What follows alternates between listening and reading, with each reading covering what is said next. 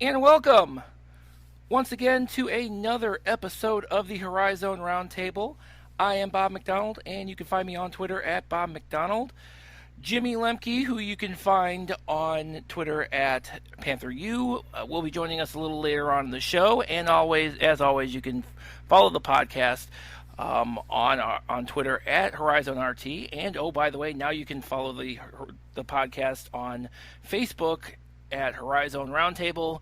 Believe me, since I don't do Facebook, I have nothing to do with it. We can all thank Matt Dudek for jumping on that one. And of course, you can find us on HorizonRoundtable.com, and it's going to be really important to do that this week because it's premiere week, and we're going to have a lot of good stuff for you, previews on all of the Horizon League schools, as well as our predictions for who's going to be how the teams are going to be ranked and who are our picks for the All Horizon team, as well as Player of the Year. But we're kicking it off with our guest. This is John Vargo, who covers Youngstown State for the Warren Tribune Chronicle. John, please introduce yourself.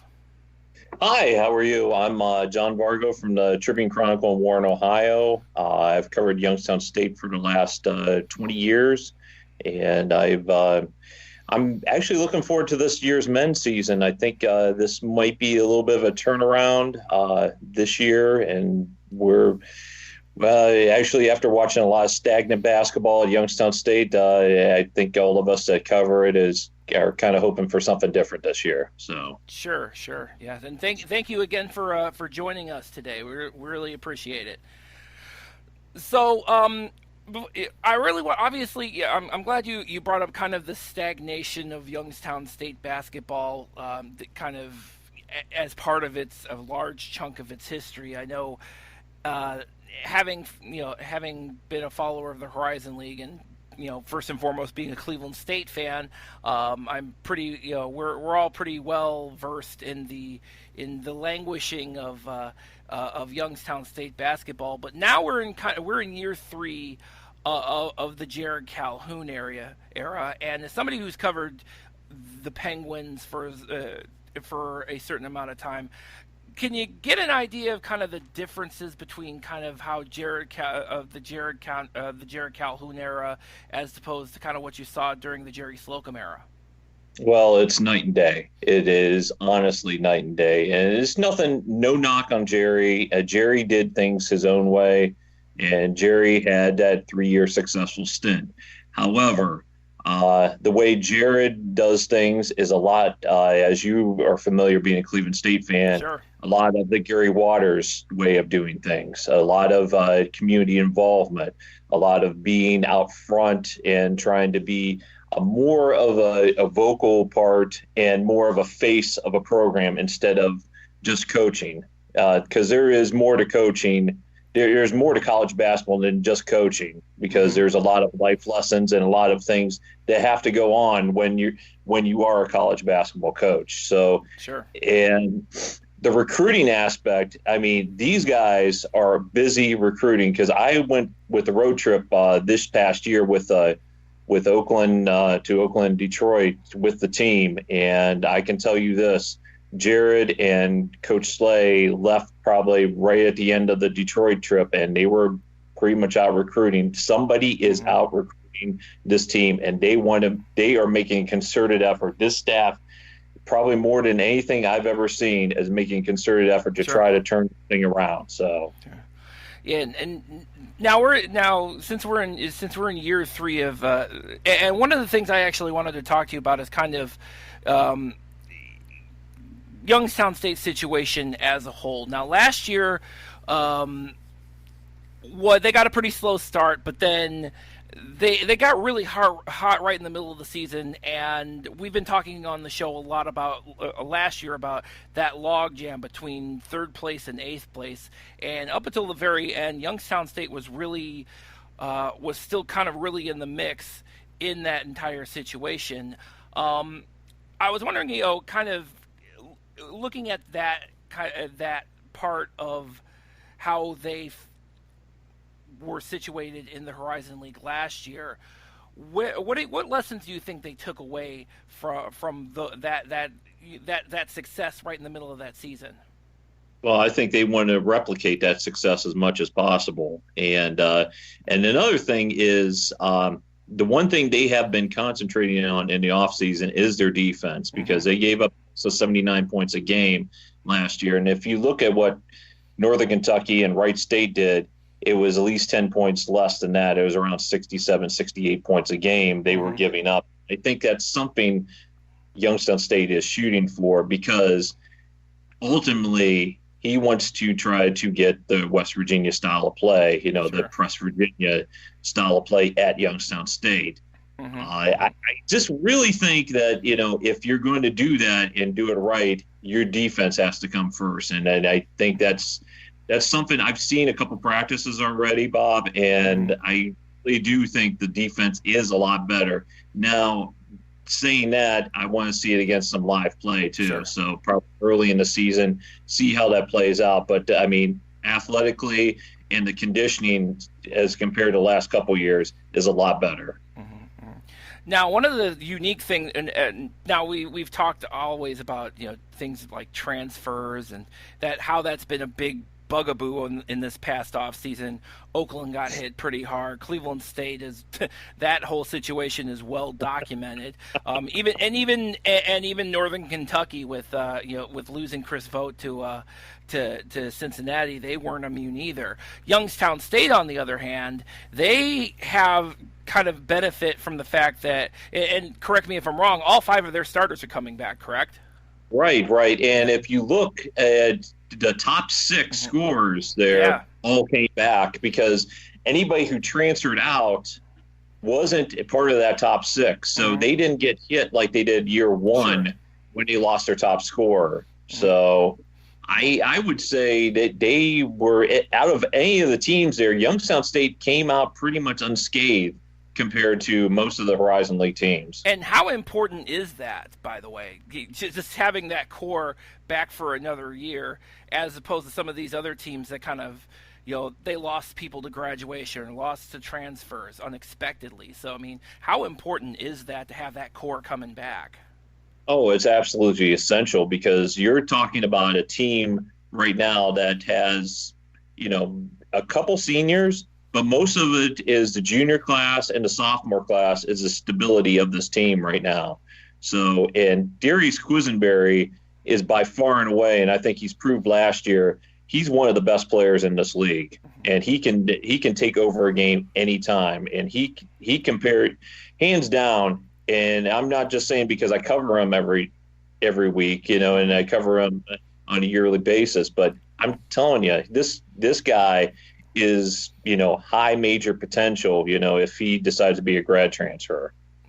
Darius I know Darius. We've had many a conversation about Darius Quisenberry's game on our show, and I know that he's definitely going to be a central figure in terms of how successful Youngstown State will be this year. And one thing that maybe some people probably look at, but I'm sure as you do watching the Horizon League, of Garrett Covington being an all-defense player. He is the key to the defensive success of this team, because if you're looking at a defensive, stability for this team, Garrett's going to be the driving force on this, and then Nas Bohannon. I mean, those two are going to have to take the lead, and everybody else is going to have to follow suit. Sure. I'm glad you brought up Nas Bohannon. I don't know how many episodes of the Horizon Roundtable you've listened to previously, but I've mentioned Nas Bohannon a couple of times, and I'm very partial to Nas Bohannon because he and I are both from Lorain.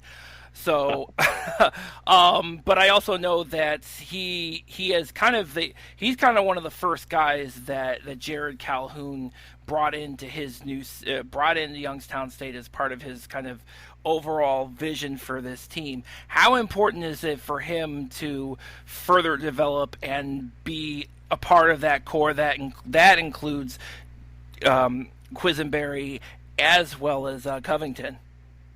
I'm telling you what, the one thing I've noticed about Nas in the offseason is his outside shot has been, it's been there, but he's got a Larry Bird kind of shot right now. that's Okay. going on, and he's been very successful from mid range. So that's something to the repertoire of Nas Bohannon. So if he can add that to his inside presence, he's going to be a very dangerous part of this offense.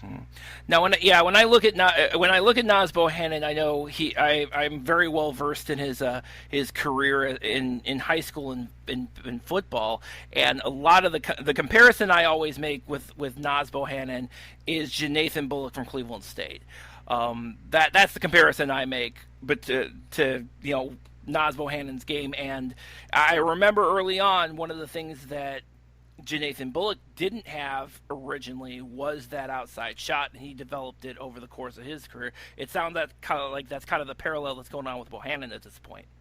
Oh yeah, and that's a great comparison because if you remember, I don't know, in Antonio Gates, and this is back in the early 2000s, and a lot like that shot, it's like if he can get to, because Gates had a good 8 to 10 foot jumper when he was at Kent State. So, I mean, that's the kind of player that at the mid-major level can be very successful.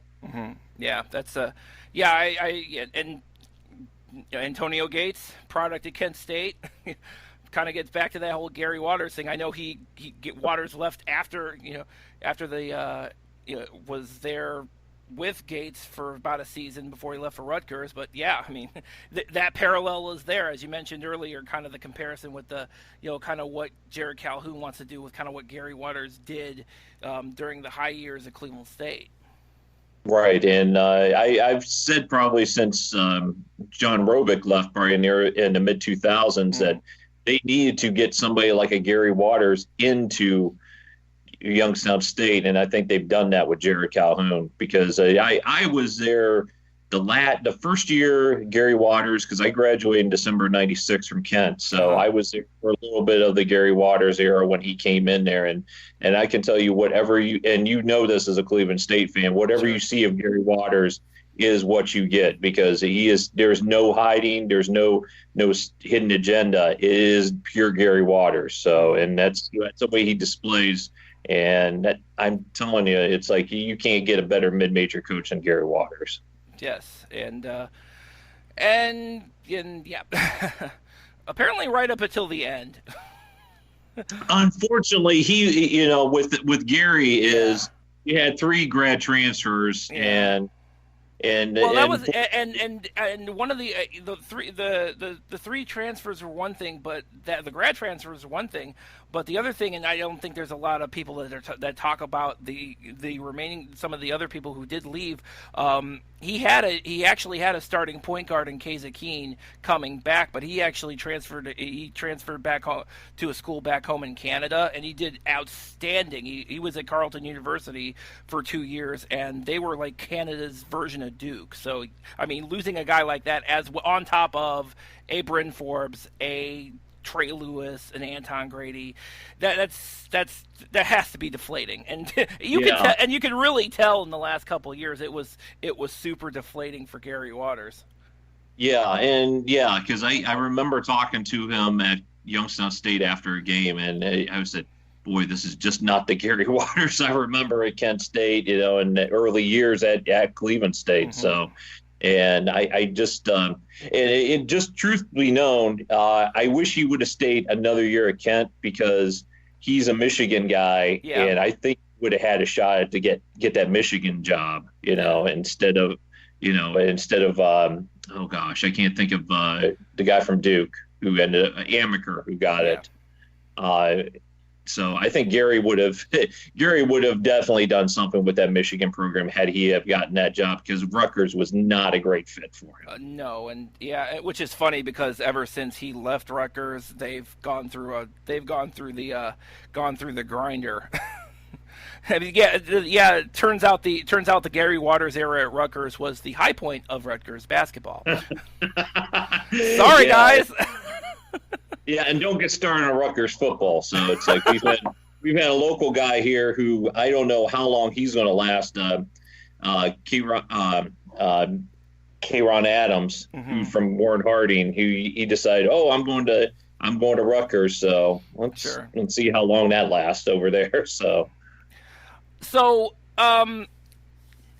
I wanted to kind of get into, in terms of kind of the competition against the Horizon League. I know we talked in our last couple of episodes about um, the big key, especially last year, was the work was looking at looking at Wright State, because Wright State is definitely in a lot of conversations about being the best team in the Horizon League. And right in the middle of that, of course, not to take away anything from Cole Gentry or Billy Wampler or any of the other guys, is Loudon Love, having that durable big guy, and having him as kind of a pivotal part of being able to work to be able to be a part of their success. And one of the things we talked about was the if it was one of the key components to another team having a shot against the Wright State is having a game plan against Loudon Love, like for example what UIC did with Jordan Blunt, which unfortunately doesn't have them. He's not there this year because of the injury. But in terms of what Youngstown State, how do you see them kind of approaching a guy like Loudon Love? In terms of defense and trying to contain him, because obviously you had Youngstown State has the components to try to defend most of the other players, but Loudon Love seemed to be kind of that key thing that not a lot of Horizon League teams had last year or necessarily have this year, a plan of attack to keep him at bay in order to be able to have a shot at winning.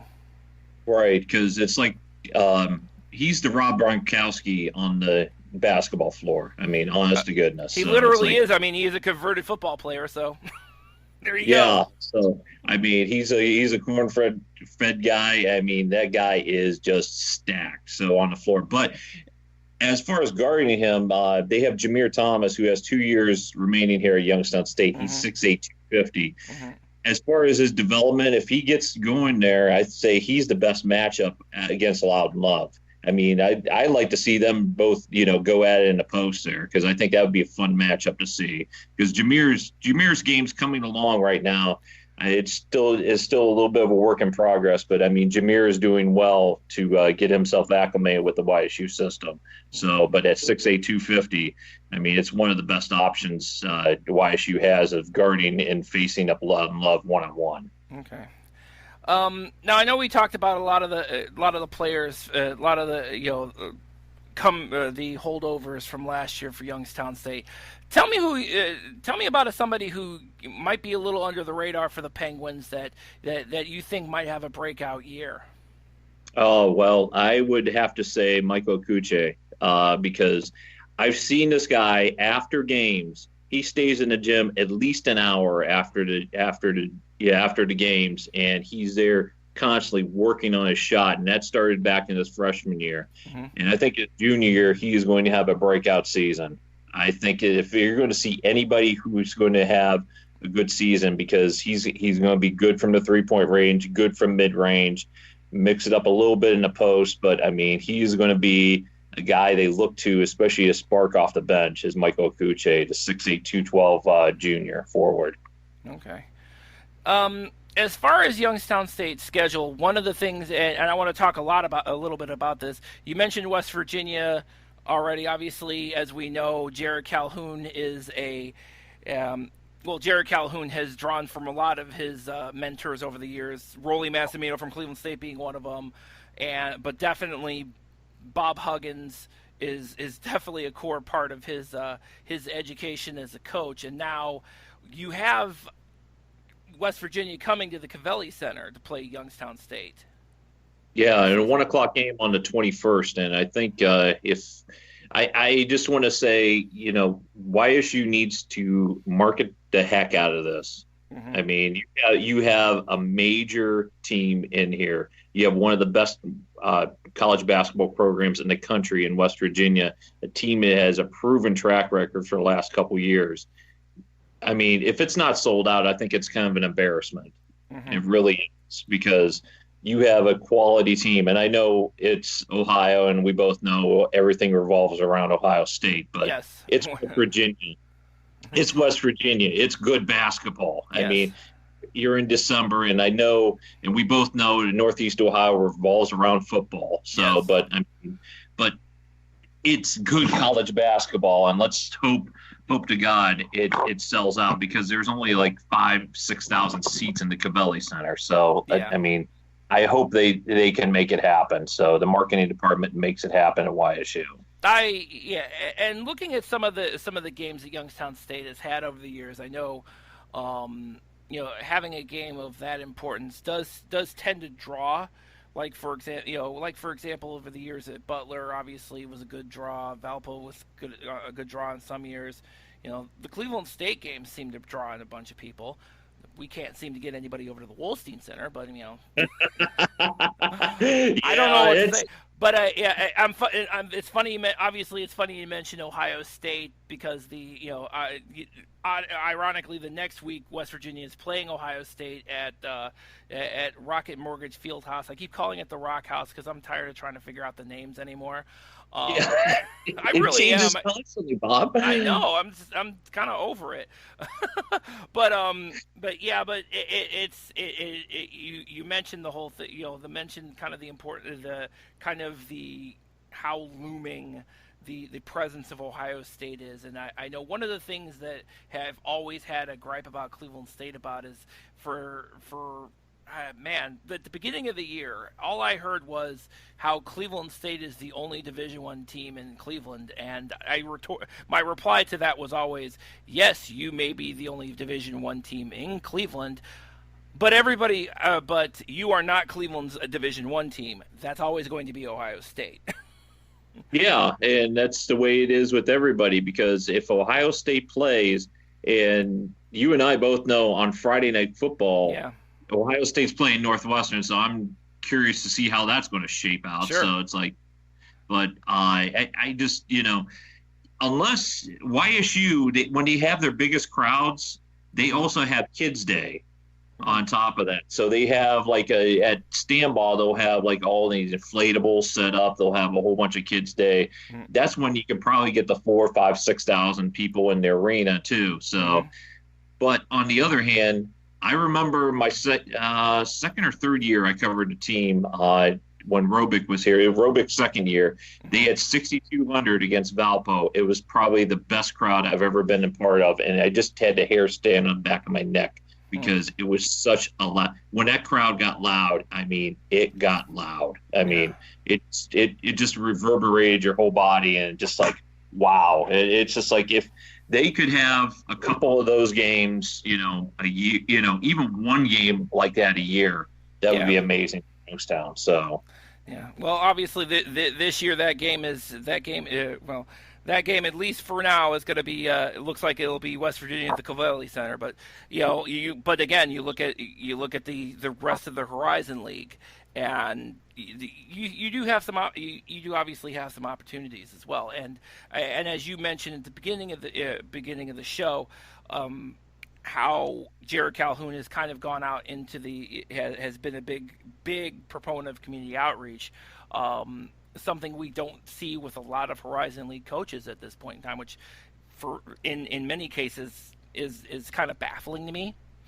But that part is probably as important, if not more important, to get the word out through your basketball coach than anything. right. I know that's something that, and like I said, I know that's something you see that every day and twice on Sunday at Oakland with Greg Campy, of course. Oh yeah, and God love Greg. So Yes. it's like, yeah. And if it wasn't, and I'll tell you about Greg. The chicken place in downtown Detroit, it is amazing. Right down from Little Caesars Arena. Okay. Oh God, the world famous chicken. I can't remember what the name of it is off the top of my head, but my gosh, he was the one who turned me on to it, and it's like it for $10 you can get a nice plate, nice plate of lunch there. So it's Nice. like, and it was just, yeah, it was just amazing. So Greg Campy knows food, so don't ever doubt that. So We'll have to get him some. We'll have to get some recommendations from him for Indianapolis. So, because that's it. Because because I know Greg is quite the connoisseur. We Coach Campy definitely is. yes, he is. Hello, everybody. Hello, Jimmy. We're just talking. Yeah, we're just talking about. I have recommendations for Indianapolis. Okay. I will throw out there during the Horizon League tournament, which I've already scheduled time off. Mm-hmm. So whether or not Milwaukee's in it, most likely not. I will be at the Horizon League tournament in Indianapolis. There you go. So I'm psyched for that. Indianapolis is a lot easier walking around and enjoying myself than Detroit is.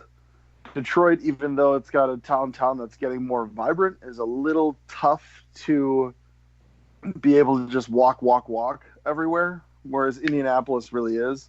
The one time I will climb in a car, I'll probably Uber over to Broad Ripple, north of Butler's campus. Broad Ripple is a fantastic part of town if you want to go to sports bars or if you want to go to like college kind of bars, because that's pretty much where all the Butler kids hang out.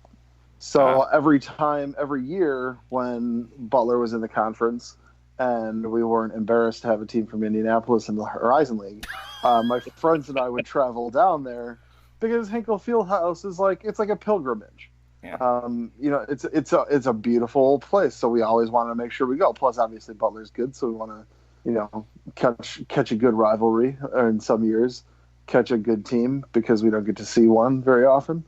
So we go to Broad Ripple because Broad Ripple is a nice area for kind of that Butler crowd, but really the university age crowd, as well as sports bar, the sports bars kind of a thing.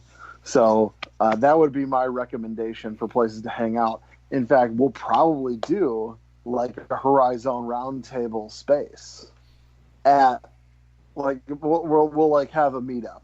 Yeah, you're running point on that, Jimmy. I know.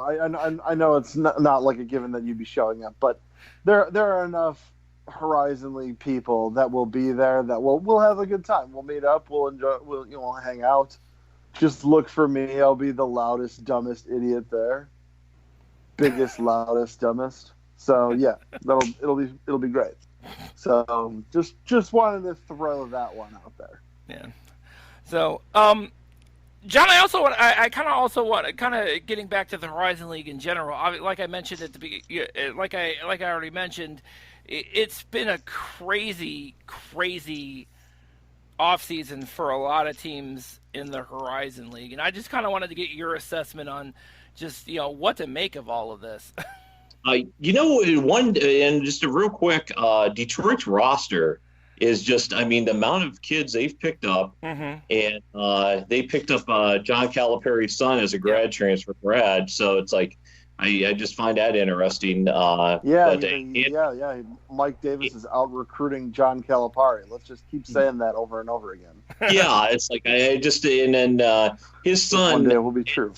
And I don't know about you guys, but after watching him at Detroit, and both times in Youngstown, I'm thinking to myself, it's is he even going to stay 4 years at Detroit? This is a high level player. I know he's playing for his dad, but it's Antoine Davis is the real deal. So it's I don't know. I think that's if a good Antoine question. Davis is making a jump, I think it's jumping to the NBA. Yeah. And I think just like Ray Jr. did. I really think, and I think that'll probably be one of the questions we have during the course of the season. Kind of one of those overriding themes of we're going to be looking at Antoine Davis, and we're going to see, what he, kind of his progress. And one of the things that and specifically with Detroit Mercy, that I would point out is that their schedule right now. They've got some pretty heavy hitters they're heading to the road with. Obviously, the guarantee game, getting the money to for the university is awesome, because that's kind of what Mike Davis did when he was at Texas Southern. But I think one of the other things too is that you got five big name teams, or 5 prominent teams where you have a spotlight for Antoine Davis in those games. So I think that the decision to get those games on the schedule for Detroit Mercy was twofold. At the same time, and this is still kind of looming, is that APR ban they have now. And we may not know anything. We still don't. We currently still don't know anything about whether or not the NCAA is going to overturn grant their appeal or not. Um, does that play into that as well? Is that going to play into Antoine Davis's future as well? No, I'm sure it probably will because I mean, if there's no postseason, I mean, why are you sticking around at Yeah. Detroit? So, I mean, I thought that was supposed to be for this year. It is for this year, yes. So next year, if he sticks around, but he's already here. He's in Detroit. He can't transfer and play somewhere else but this I mean, semester. does he go elsewhere for his junior year? I mean, Well, does he? if they're not going to have, I'm just saying, if they're not going to have the APR ban next year, then an APR ban that's happening this year won't be a reason to transfer next spring. However, if he says, well, this is the other thing I was thinking of, and I didn't even think about that. What's the possibility of him going full Ben Simmons? Being Australian and not being able to shoot a jump shot. Close but no cigar. To do that. We know we've seen Antoine Davis shoot plenty of jump shots, so that's not his problem. That's Ben Simmons' problem. And I'll tell you, the one problem with Detroit is their defense. Yeah. They got to shore that up because if they want to be in top four, which I really think they could be, their defense has to get a little bit better because offensively they're very gifted. I mean, for me, now that I'm thinking, and again, but what I was thinking of with Ben Simmons, Jimmy, was the fact that Ben Simmons decided since he didn't even want to be a part of the postseason and decided to shut it down to get ready for the NBA draft. And I don't know. I don't think that it would be something that Antoine Davis does, especially since he's playing for his dad. But I don't know. Yeah. Well, unfortunately, guys, I have to wrap it up here, so I got to get to my daughter's volleyball game. So. All right, John. John, thank you very much for joining us. It's been an excellent conversation. Tell everybody where we can find you. You can find me on Twitter at jvargotrib, TRIB. And I will be, if you look on tribtoday.com, you can find most of my stuff on there. All right. Appreciate you coming on, John. Appreciate it. Thank you, guys. Take care, man. You too. Yep. And that was John Vargo from the Warren Tribune Chronicle covering Youngstown State. Had some good thoughts about had some good insight on Youngstown State and the Horizon League in general. So I'm really glad that we got to have somebody who's knowledgeable about Youngstown State. Yes. Get involved. Absolutely. I know that being not part of the program and being a journalist, he has to stay objective and everything. But I will say that strong local print media, or I should call it text media, because now we're online and stuff. So one of the things I didn't ask him. Yeah, it's reputable, strong. Yeah.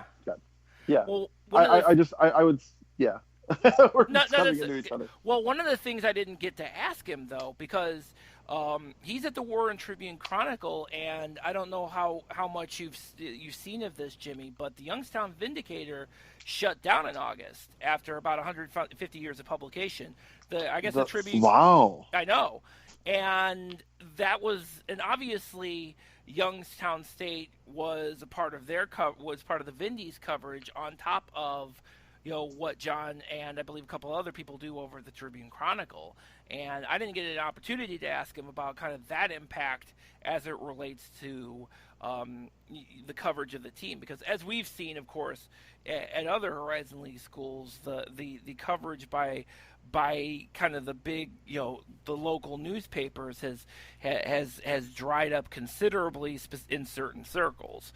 So that's definitely something I unfortunately didn't get a chance to ask him. That's incredible. I know. That was one of the things I did. Yeah, but the Antoine Davis shutting it down like in the middle of the season at Detroit Mercy, I just thought of that, and I'm like, he wouldn't do that, would he? No. I don't see it. Shut it down. I don't see it happening. He would absolutely not. Yeah. I mean, if guys like Zion Williamson don't truly shut it down. Do we have to mention Zion Williamson on this friggin' podcast too? Well, it's nothing. No, I'm just saying, like, if top flight, underclass Yeah. NBA, recruits that are going to the NBA, Yeah. if they're not sitting out the rest of the year, and I know that it was discussed after he had his foot ankle injury, Yeah. where his shoe exploded, but he did come back. Sure. They didn't go deep in the tournament, but they didn't win a championship or anything, but he did come back. So if a guy like that is doing it, I'm sure Antoine Davis will play out the year. By the way, I'm sure there's no reason to not.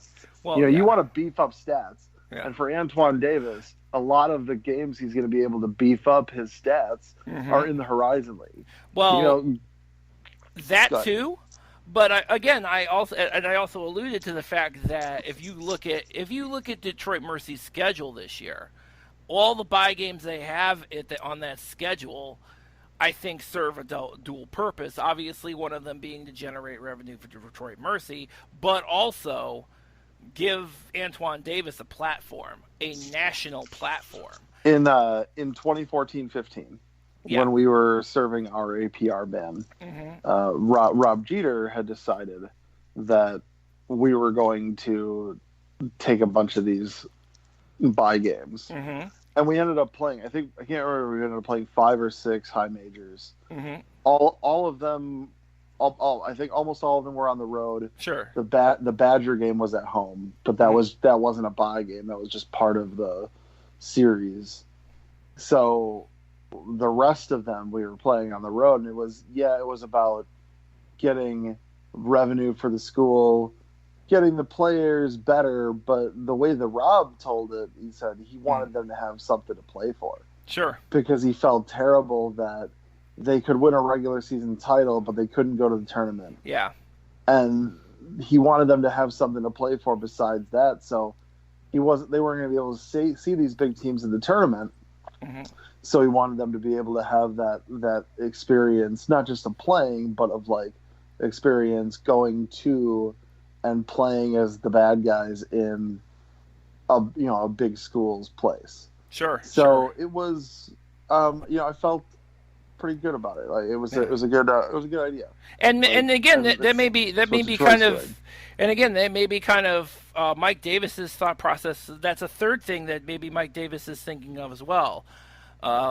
With the possibility, remote albeit as it may be, that they don't get that APR ban overturned. But I mean, and UWM had shut down Austinarians. Yeah. So it wasn't like we were like Austin had like a small injury that they ended up redshirting him for. Sure. That like he could have been back in like late December, and they did it anyways. Or I think it was even like late November he could have been back. I'd have to go back and look. Sure. But he could have been back, and they didn't do it, or they didn't do it so that he could preserve the year of eligibility. So it wasn't all about winning the games. Sure. I think that what it does really is it hurt. We hurt the Horizon League a little bit that year because a lot of those bye games we lost a bunch of those bye games. Sure. I don't think we won any of them, and then we didn't do particularly well elsewhere in the non-conference season because all these guys really didn't have a whole lot to play for. Sure. And that part of that's Rob's fault for not being able to get them up for it. But how are you going to get people up when there's nothing really to like jump in for? Sure. And we ended up hurting the Horizon League's RPI, which in turn kind of made might have hurt things on the long term. So I'd like to see. I'm interested to see how Detroit's season plays out. Will the Titans be able to knock off a few of these teams and bring their net rating up high so that we can lift up the conference? Or will they have a season like we did in 14-15 and falter, not be able to get it? Maybe Antoine does well, but the rest of the team like loses the games, and then the net rating for the Horizon League ends up dropping because a team that should have some strengths and has one of, if not the best player in the conference, is not able to turn these difficult road opportunities into victories. Yeah, I the, mean, the nice thing is the net rating doesn't weigh road losses as heavily as the Mm-hmm. RPI did. Sure. So the negative wouldn't be as bad, and the positive would actually even be better. Yeah. But still waiting to see. Obviously, practice has just started. We'll see how Detroit works out. Excuse me, Sure. Detroit Mercy Now, works out. the other thing about Detroit, and this is kind of an interesting thing about Detroit, because we talked about the the conference schedule starting at the end of December, and it's interesting because I didn't even look at this. Is that one of those bye games he has is actually after the season starts because they have the Detroit Mercy Oakland game coming up, but on the 30th they're actually playing Gonzaga. So these are kind of I would specifically be interested in looking at the ACC teams, NC State and Clemson. Those would be two teams that I'd be interested in seeing how they perform against. I think those would be the Notre Dame game. I'm not so sure about because Notre Dame's always super tough. But those first three games, NC State, Clemson, and Wyoming, I think those are three games. Those are winnable games. I'm gonna Wyoming, yes. NC State and Clemson, I don't know. Maybe. That would be a very interesting. That would be because Brad Brownell's still over at Clemson, isn't he? Yeah. Yeah, because Clemson just came. Yeah. Incredibly. Yeah. Clemson came off of the. Clemson came off of what, the NIT? I want to say. I hope Detroit Mercy just will. I mean, they were a bubble team. I know that. Yeah. I'm trying to remember. Yeah. You know what? Yeah, that's right. They did not. In fact, I think Clemson play. Oh wait. Anyways. Yeah, I had to think about that for a minute because I think Clemson was in the NIT and they played Wright State. And yes. No, wait. That's what it was. Yes. Wasn't it? Because he played his old team. He did play his old team. That's right. I did an entire episode on this and I completely spaced. Well, it was several months ago. It was like 7 months ago, and lots happened. On Wyoming. Yes. Wyoming is a winnable game. I really hope Detroit Mercy smacks the crap out of them. We did a 2-for-1 with them where we played 2 games at Wyoming. They played 1 here. And just a throwback to any friends of mine that might be listening to this, Peter and Brown and Soft. We had fun with the game at Milwaukee. But we swept all 3 games. So I'm hoping Detroit Mercy does that too. I'm especially still smarting because we lost on a pretty big recruit that Wyoming had. It was between them and us for Larry Nance Jr., and they ended up getting him. And I was really annoyed with that. So I really would hope Detroit Mercy likes to smack them around. And so, Larry Nance Jr., of course, is now a Cleveland Cavalier. So there is that. He's got a lot of bounce, not much defense. That's all right. The Cavs are going to be horrible this year. So. Yeah, I mean, you hope he can make a jump. Yeah. Oh, and incidentally, to your point about Clemson, they actually did that NIT game with them against Wright State last season. That was kind of a they didn't. Wright State was coming back for them. They won that game by 6. Clemson did so. Yeah, I mean, if you look at that game there. Maybe that may be something we look that game on November 17th. We may be looking at that Detroit.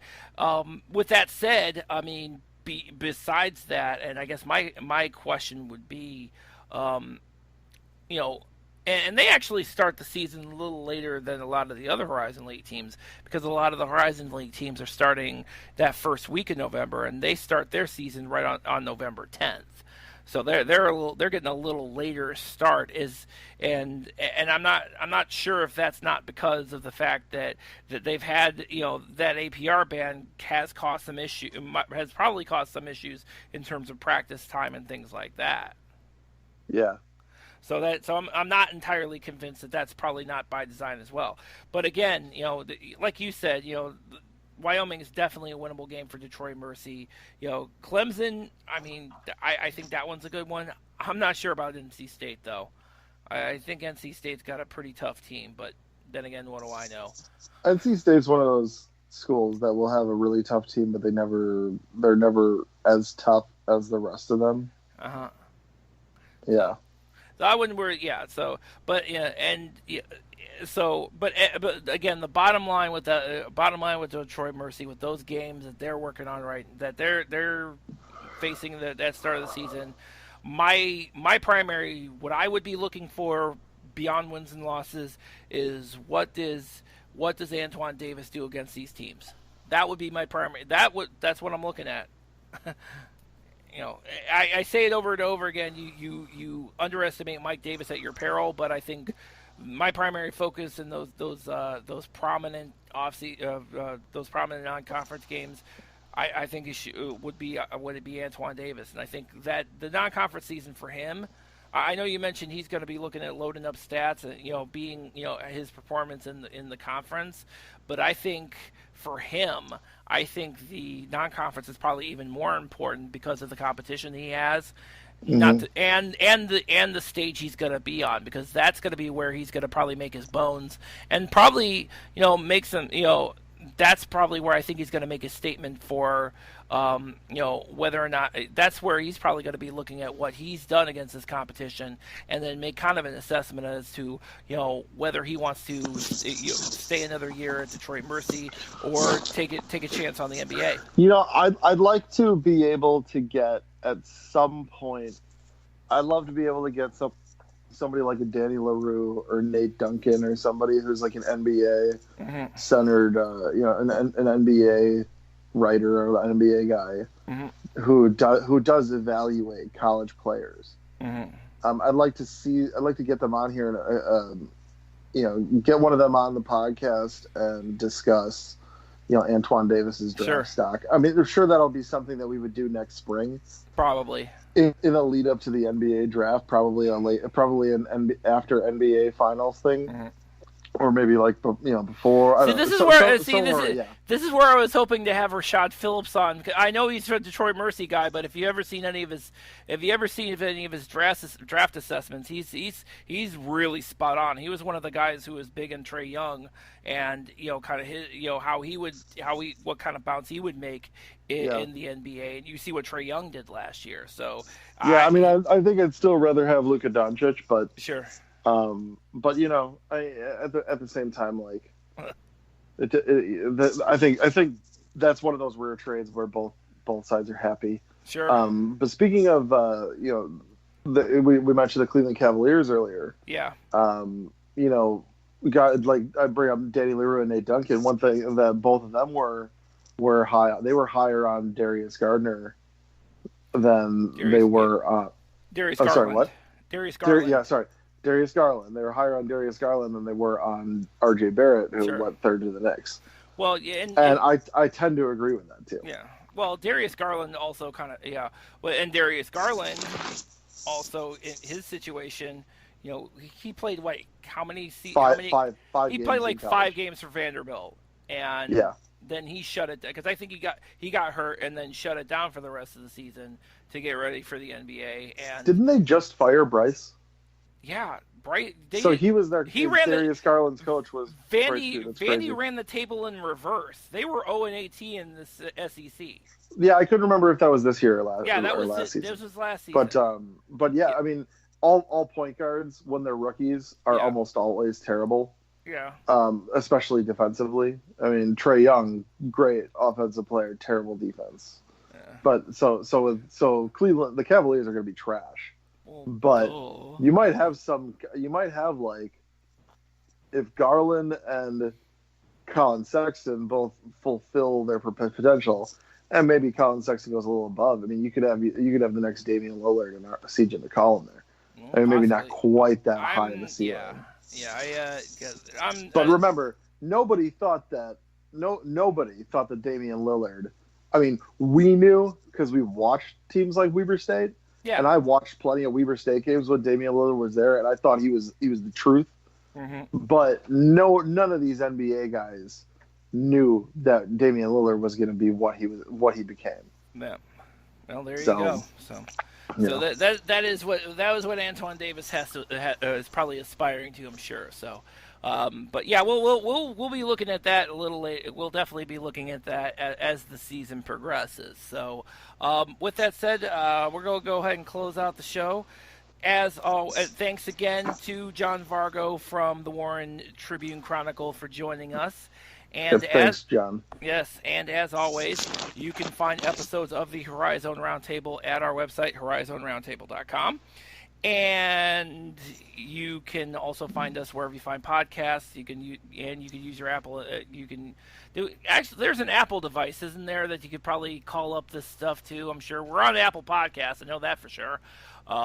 I never mention it, but anyway, and definitely stay tuned this week on HorizonRoundtable.com. We've got the preseason poll. We've got our preseason picks for our team rankings as well as our all Horizon League team players. I think we might have telegraphed it a little bit with Antoine, talking about Antoine Davis a lot, but we'll probably have a little bit more discussion about kind of our picks next week. I have a feeling that Antoine Davis is going to be the subject of many Horizon Roundtable podcasts this year. I suspect he will as well. He is a fantastic talent, and with his dad being a strong basketball coach and a strong recruiter, I think that Detroit Mercy has some very nice times looking ahead of them right now. So, well, there you go. We will. I'm bullish on the Titans this year. All right. So, but yeah. So that's what we will have on tap this week, and you know where to find us. You know where you've got the apps. Keep listening, and thank you for listening. Take care, everybody.